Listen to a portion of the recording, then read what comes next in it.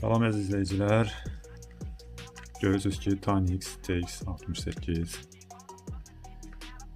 Allwinner 618 prosesor, yaddaş 464 GB. Deməli, bu TV Box'da problem var idi. YouTube işləmirdi və Play Marketi ümumiyyətlə sistemdən silinmişdi. Müxtəlif variantlarla bərpa eləməyə çalışsam da Play Marketi, uyğun Play Market, Play Store tapıb yükləyə bilmədim. Quraşdırdığım bütün Play Marketlər heç biri işləmədi. Ən sonunda gördüyünüz kimi Slimbox yazılımı ilə TV Box'u bərpa elədim. İndi kifayət qədər stabil, gözəl çalışır. YouTube bərpa olundu və Play Marketi aktiv oldu. Ayarlarından məlumatlarına baxaq.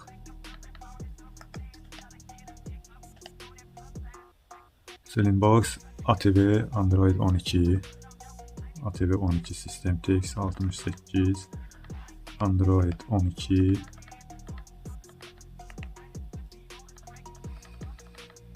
yaddaşına da baxaq, 464.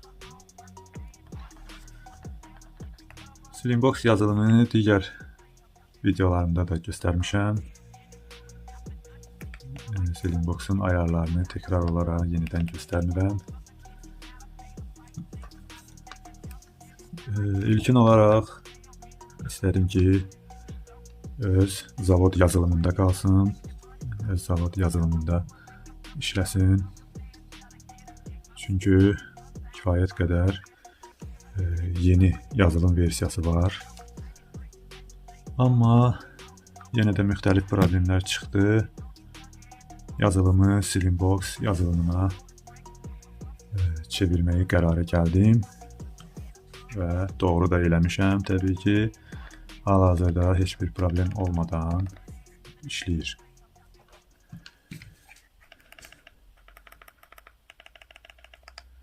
Ümumiyyətlə, son vaxtlarda bilirik ki, Google lisansı olmayan TV Box'larda YouTube bağlanır, bloklanır. Bu TV Box'da da Google lisansı yoxdur. Ona görə YouTube'u bloklanmışdı. Sistemini dəyişdim, yenilədim. İşlək versiya YouTube'lar yüklədim. Play Market'i aktiv elədim. Hal-hazırda TV Box tamamilə stabil və problemsiz işləyir. Yenə də videoda qeyd eləmək istəyirəm ki, ilkin olaraq Google lisanslı TV Box'lara üstünlük vermək lazımdır alan zaman. Google lisanslı TV Box'lara imkan yoxdursa, heç olmasa ən azından Tynix kimi şirkət istehsalı olan TV Box'lar almaq məsləhət görürəm. Məsələn, Tynix, Vontar, Yugos və sairə bu kimi TV Box'lar. Əgər lisanssız almaq istəyirsinizsə. No name, mənşəyi bəlli olmayan, üzərində başqa yazı, sistemində başqa məlumatlar olan TV Box'lardan uzaq durmaq lazımdır ki, problem çıxmasın. O tip TV Box'larda problem çıxdıqda o problemləri də həll eləmək demək olar ki, mümkün olmur, yazılım tapılmır, sistemi bərpa eləmək olmur. Sadəcə konkret belə bir söz deyə bilərəm ki, yazılımını bərpa eləmək mümkün olan TV Box'lardan almağa çalışın.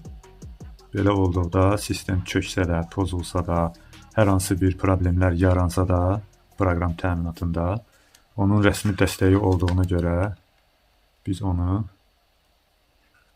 bərpa eləyə bilirik.